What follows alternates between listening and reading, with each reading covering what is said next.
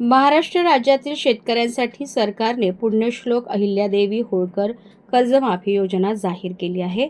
मात्र या योजनेतील जाचक अटी शर्ती बघता ही योजना म्हणजे कर्जमाफी नसून कर्ज वसुली योजना असल्याचे दिसून येते. या जाचक अटींमुळे राज्यभरातील लाखो शेतकरी वंचित राहणार असल्याचे स्पष्टपणे दिसून येत आहे.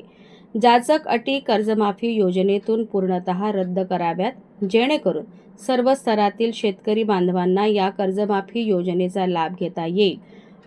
अशा प्रकारच्या मागणींचे निवेदन सोबतच राष्ट्रवादी काँग्रेस शरदचंद्र पवार पक्षाचे आमदार रोहित पवार यांनी पंढरपूर येथे अन्नदात्यांसाठी अन्नत्याग आंदोलन सुरू केलेले आहे.